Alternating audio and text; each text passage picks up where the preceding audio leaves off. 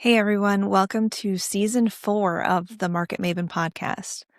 I'm going to admit that this one was a little bit hard to get started with. I kind of ended things, I think, around November of last year in 2025, and the motivation has been just heavy, honestly, because the world has been heavy.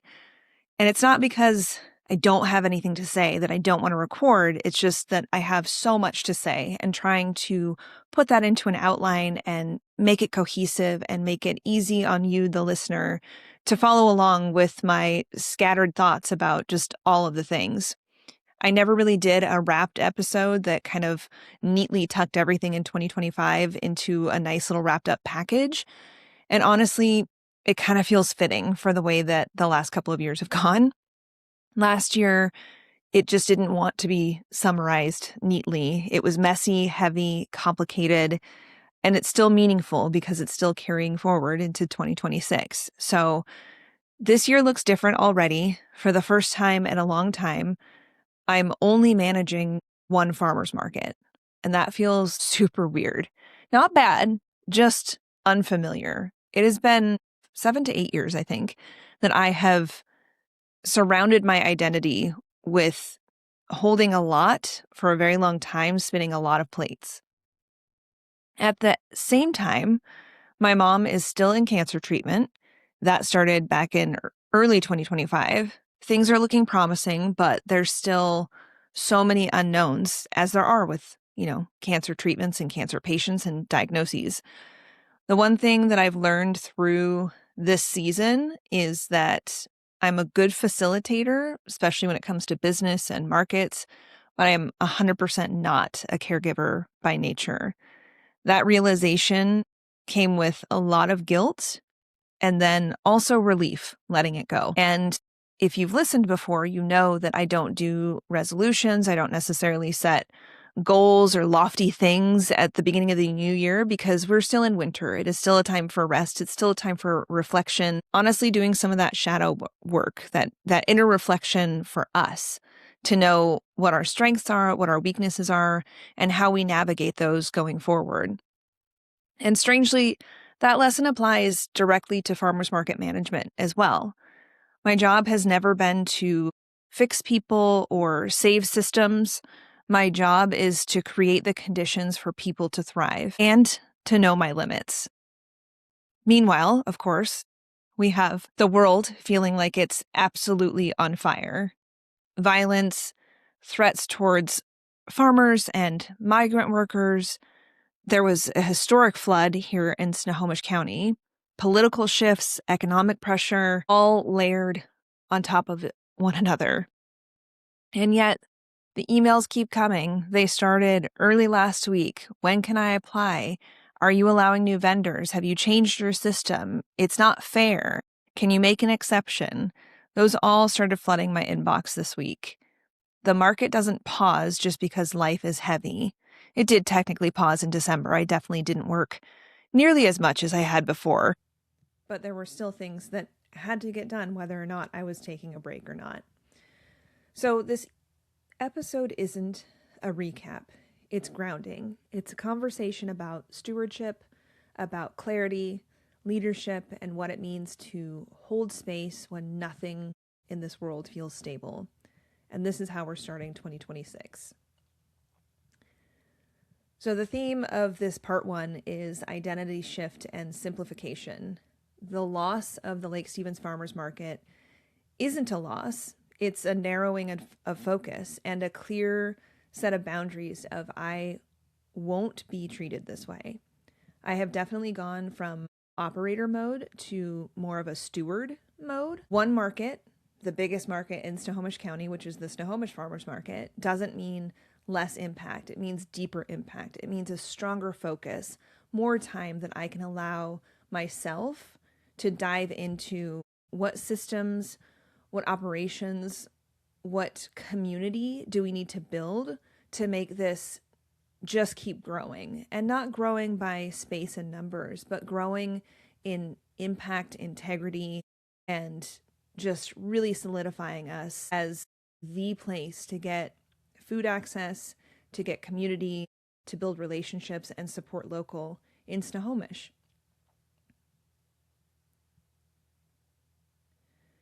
It does feel strange though, because my identity for so long has been tied to holding many things, to spinning many plates. And while I still do think I am spinning many plates for dogs, cancer diagnosis, caregiving, other family issues, relationships, friendships, all of those different types of things, it just feels so much more normal in what I'm carrying versus what used to feel like the weight of the world and so much expectation to nail it perfectly.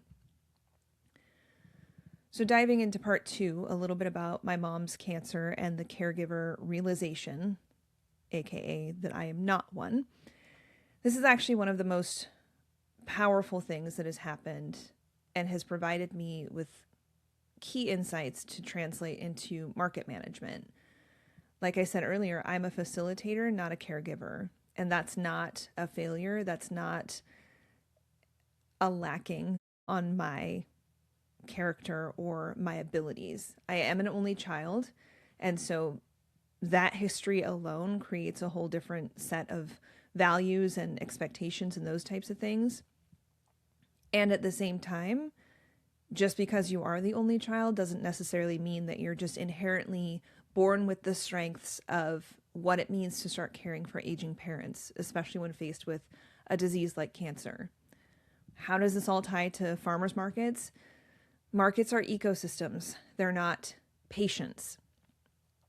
I create conditions for success, but I cannot do the business for everybody. I cannot do the healing. I cannot do the merchandising. I cannot do the marketing for everyone individually. I have to create the system that allows all of those businesses and those people, because there are people tied to each one of those businesses, each one of those tents at the market, each one of them to thrive. I create those situations. And that's as a whole, not so much as an individual. I'm learning that with my mom as well. I can nitpick what she eats, what she doesn't eat. I can nitpick how she's caring for herself. I can't change the behavior at all. And that has been only a recent kind of realization for me. And then, plugging it into ChatGPT and talking about it because, small business owners don't necessarily have money for therapy. ChatGPT was really insightful on how to navigate that, as is the social worker that is assigned to my mom. And a lot of the time I spend at treatment days is with the social worker, just one-on-one, more counseling for me. But these two go hand in hand together. I am trying to create conditions for success, both for my mom and for the farmers market, and trying to caregive vendors, staff, city officials, and family can lead to burnout. Even though I've talked about how much less there is on my plate, there's almost more meaningful things on my plate now that I'm not just surface level accessing 3 different markets and 2 different jobs and all of the things. I'm actually able to go deeper. And sometimes that creates a little bit more work, emotionally taxing work at least. So this becomes the clarity lesson for 2026. Support is not equal to sacrifice, and compassion is not equal to overextension and exception-based management. These things are super important to think about moving into 2026, just as a whole. And I'm sure so many other small businesses are feeling this as well. What can you let go of? What can you strongly adhere to? And I think boundaries is a very overused word, but it is an important word when you're using it correctly. Boundaries are important. Clarity around roles is important. And sometimes the art of letting go is the most freeing thing that you can do for yourself. Not worrying about something that is just a minor problem. Am I going to spend my emotional energy on this thing? No, I'm not going to do that. I'm going to let these people who are also responsible for their own health and well-being and their business figure it out. So moving into part 3, the world is on fire. This week, the first week, full week of January 2026, has been unprecedented in political atmospheres, in local atmospheres. Markets can be stabilizing forces in unstable times. I have seen some posts going around from my farmers market friends, most of whom are a little bit more progressive simply because of the nature of what we do, that say farmers markets are radical acts of humanism, like of being human. Farmers markets can be radical political acts. I personally like to keep things political out of the farmers market, and at the same time, simply showing up week after week as our farmers market is a radical act of being human, of reminding people why we are fighting so hard for different things, why we are fighting so hard for community and for small businesses. These are the foundation of our country and of our well-being in our lives. So they are radical acts, but I'm trying not to be political. I'm just trying to be human. Markets are one of the few places that people can still gather peacefully. Keeping my fingers crossed for that one, because I don't ever want to have to enact our safety plan or active shooter plan or anything like that, which we do have, because the reality of our world right now is that it is a very real possibility to be a target. My farmers and my migrant workers carry enormous risk with every time they show up to the farmers market. They get very little protection, and I try to not involve myself in their affairs, but I have let them know that I will protect them as best I can. Natural disasters don't stop because our farmers market permit exists, and so many of our farmers, or just farmers in general in our county, were so affected by the recent flood in Snohomish County. It was detrimental. People were under feet and feet of water. People lost their homes. People lost crops that they planted in the winter, because that's how farming works. It's not just you start thinking about what you're going to grow in May when the weather turns nice. These are all really important factors that go into the world of farmers markets and the world of small businesses. The risk, the lack of protection, the chaos, the unknowns, those are all just really feeling unstable right now. And I don't, again, have the answers, but I know that we're going to keep showing up. We're going to keep protecting our own, and we're going to do what we can to help those that need help. This positions the farmers market as a resilience hub and a place of continuity when everything feels fractured right now. And that's my hope going into 2026, is that we can be that resilience hub. We can be that safe place. We can be that gathering place, and we can be that continuity week after week after week, where people can feel like, if I just get to the farmer's market, I'm doing my small part to help my society and to help my community. Next up, we've got vendor pressure, favoritism, tone, tech exhaustion, all of these different things. The theme here is systems versus emotions. I am definitely a systems person. I am a type A, as you well probably know by listening to my previous episodes. I love systems. I love tasks. I love lists, and I love completing those lists. But this is about moving from relationship-driven chaos to structure-driven fairness. And that is something that I will continue to do year after year after year. I don't think that previously, at least it's not in the last couple of years, but I do know when I started, relationships meant everything to me. I didn't want anybody to be mad at me. I didn't want anybody to be frustrated with me. But structure-driven fairness is what we have to do as market directors, small business owners. You've got to stick to what makes sense, what's fair for everybody, and leave the exception-based management on the table, because it just creates confusion. Transparency and systems protect community rather than harm it.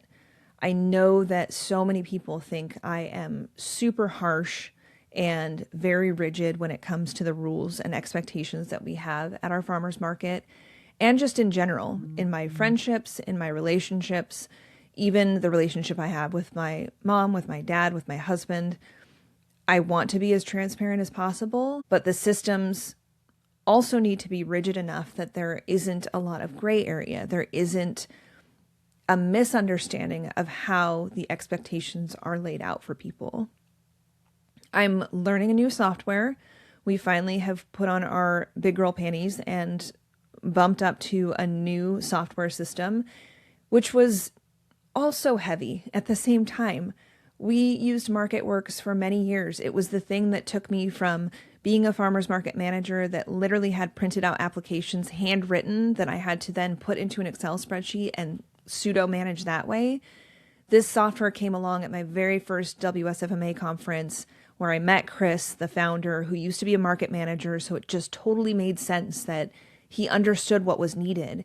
And it has been a fantastic software, and I still recommend it to people who are just starting out, who are moving from paper or Google Forms. Do MarketWorks. It's fantastic. We're moving to MarketSpread, which is a much more integrated software system, letting me build the map, which as a type A, I like control. Letting me build the map, letting me build qualifiers in the application, adding an auto pay. Auto pay is going to be literally the time saver of 2026. Like that should be my word of the year is auto pay, because so much of my time during the market season is chasing after vendors for invoices unpaid. And I get it. It's an email that's probably a spammy looking email that comes in every single week when many of these market vendors are doing 10, 15, 20, 30 markets a week. And here's my invoice coming in week after week after week. Why there wasn't an auto pay before, I don't know. Now there is in the new system, and that literally was the selling feature for me. I was like, hands down, sign me up. I love this. Also a 2-scale map that can be viewed on mobile. Those are the two things that just make my world really exciting right now. However, I have to learn the system. Learning a new system is like teaching an old dog new tricks. I'm smart. I'm not smart. But I'm also 45 and tech stuff is not necessarily super easy. It's not hard for me, but it's not super easy for me too. I'm like 5 years out of that window. So learning this new system, making sure it works seamlessly, releasing market applications earlier this year to make sure that we are set up for success, changing the rules going around that. All of it is work, but it's an act of care for myself and for my vendors in hopes that it makes things easier. With all of that said, there are going to be additional rules, parameters, those types of things. We're switching up the system so that we're not just grandfathering in a bunch of older vendors. We're allowing kind of a open application season and then jurying everybody to make sure that they make a good fit. We've had people that are not good fits for the market. And while it might just seem like we're being biased or we're not choosing somebody because of XYZ, it really is putting your best foot forward. And you would be amazed at the amount of applications that we receive that do not put their best foot forward or assume that the market director or staff or whoever, me, is going to go do the digging or go to the Instagram and look over everything. No, you need to have your good photos. You need to have your business ready to go. You've got to show up. If you're going to apply to the highest grossing farmers market in our county, you're going to have to put your best foot forward. I put my best foot forward when I go to interview for a job or when I go to present for a grant or when I go to present for city or local county councils. I put my best foot forward. At this point in time, I'm experienced enough that I can usually wing it. But at the same time, if you're a vendor, I'm just going to tell you, take the good pictures, take the time to set up your booth or a display in your living room this winter and really make sure you hone in that application because it's the only way we get to know you. We do not have time to go through and send 200 emails to clarify or any of that kind of stuff. So if I sound stricter this year, it's because I'm trying to stay clear, focused, and avoid the exhaustion that can come with emotions. Moving on, continuing in a space, an expanded space, despite numerous contract violations. So last year, I think that I shared that we expanded into the property adjacent to the market, which has been the bane of my existence for a long time. Every owner or iteration of whatever that property is has been a problem for us. And even when I've explained the problem to the next leasee or the next owner, it just becomes a headache. I don't even know how deep I want to get into this. It has involved harassment and court hearings and a no contact order, a thing that cost me thousands of dollars because I was a contractor and I was not necessarily protected previously. So, moving forward, there is promise, and at the same time, we're going to choose stability over vindication. There's so much that we can say when it comes to last year, that property contract having so many violations that we could have backed out at any time. Legally, we would have been completely within our rights to do so. However, what we need is the space. We do need the space. We want the space. It creates a flow that just makes my market manager heart happy. So choosing stability over vindication and trying to right old wrongs is showing that we, the farmers market, can be emotionally mature, that we are strategic in our leadership, and a willingness to prioritize our vendors over ego or retaliation. With that being said, do not think that our contract did not include very firm language and clauses for what we learned from last year with the contract violations and with those types of things. I wrote it myself and I used ChatGPT to help keep the language nice and clean and positive, because poking the bear in this situation with this specific property never goes over well. We're dealing with a narcissistic, combative, likely bipolar person. And the irony is that that person has hired an operations manager, who we know and love. This is a really great person. But this person, when talking to the new operations manager that we know and love, described me as a very high power woman, a very smart, intelligent, knows my stuff, all that kind of stuff.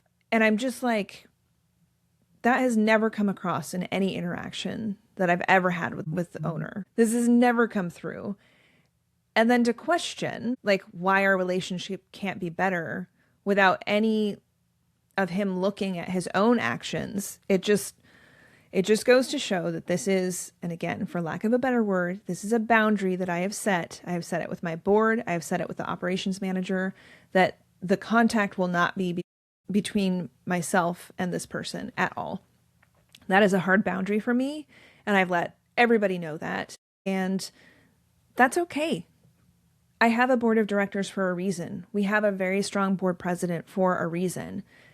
Those communications can go through that person and the operations manager. And so I'm very hopeful and looking forward to hopefully a seamless year with this new space. Well, this extended space, I should say. It's not actually new. And the lesson that sometimes leadership isn't about knowing what's right, what's wrong, how we were wronged. Sometimes leadership is just knowing when not to burn it all down, even when we could. Maybe even when we should. This year will be very, very telling in this situation. Along with that, in the city of Snohomish, we do have a new mayor, and the political entanglement that always seems to happen with the farmers market, which is a nonpartisan community infrastructure, and a new administration is always frustrating and always creates a lot of anxiety. Probably a little bit more PTSD, simply because markets shouldn't be ideological footballs. We shouldn't be punted back and forth. We shouldn't be used as leverage. And we avoided this, hopefully, fingers crossed, in the campaign season with the mayor that we knew and we loved, and the upcoming candidate who eventually won had reached out to me in my DMs on my own Instagram page about talking about the market, when 5 minutes of research could have shown him that the market isn't run just by me. Yes, I'm a strong manager and executive director, but the market is run by a board of directors, and we have a public email address. Why not go there first? It just seemed odd. It put a bad taste in my mouth. Not to mention, I wasn't necessarily a fan of calling out things that have happened over the last 4 years in Snohomish and blaming them exclusively on the mayor. Honestly, Snohomish has felt better than ever the last 4 years under the previous leadership, so I'm not really sure what the issue is. But administrations changed, the community needs don't. The farmers market needs, we don't change. We are the same. We are a nonpartisan community infrastructure, and that's really where that needs to land. We outlast administrations because food, connection, and local economy are not political trends. They are inherent values of our society. We are a long game, and we want to be there for a long time. I don't want ideas of finances and political structuring to affect what we've had going for such a long time. And yes, we've outlasted the previous issues. We moved locations. We, had to pay more, less, whatever. Let's just leave it as simple as possible. Mr. New Mayor, I hope that you can maybe hear this soundbite or something like that and just know that we're good. Focus on how you want to run the city, the changes you want to make for the better. We're good with the farmers market, and we'll continue to be a nonpartisan place for the community to gather, for people to get food, know their farmers, and meet local businesses. Speaking of anxiety, next part is, with the world on fire, there's economic anxiety, motivating people to shop local. How do we do that? How do we create hope without the naivety? We're not asking people to ignore reality. Things are hard. Groceries are up. Everything is up. Gas is up. All of the prices are up. But we're asking people to choose impact where you can. Maybe it just becomes a tangible act of agency. Maybe it's a way to opt into something good when everything feels heavy right now. Maybe it's one trip to the farmer's market a week where you buy one thing that you would otherwise get at a grocery store. Or maybe it's that one gift that you need to buy and you can get the card at the farmer's market from the local artist. It's just one thing. I know that there's this misnomer of farmers markets are more expensive. They're really not, especially not now when the price of everything is going up. But also remember that artists and farmers and processors, their costs are going up too. So don't have sticker shock or don't make the comment of, I could buy this cheaper on Amazon, because ultimately your prices on Amazon or the grocery store or any other big box type of shopping place is actually getting more expensive. So just think of that. We want to be a reasonable place that has access for everybody of all income levels to come and shop. And we realize that some of the items that are at the farmer's market are not necessity items, but they're necessity items for that small business.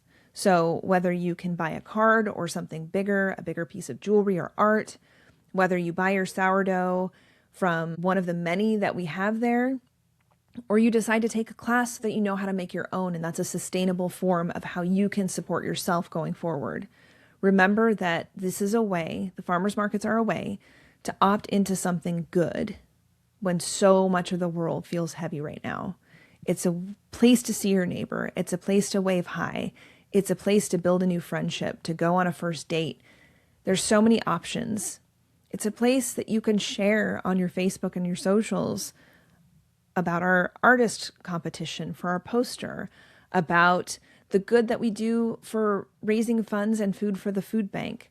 It doesn't necessarily have to just be about purchasing. It can be about the act of community. So in closing, I don't obviously have clean answers for any of what's going on right now. I don't know what the economy will do. I don't know how political leadership will shift the farmers market or the world for that matter. And I don't know how long the weight of the world will feel this heavy.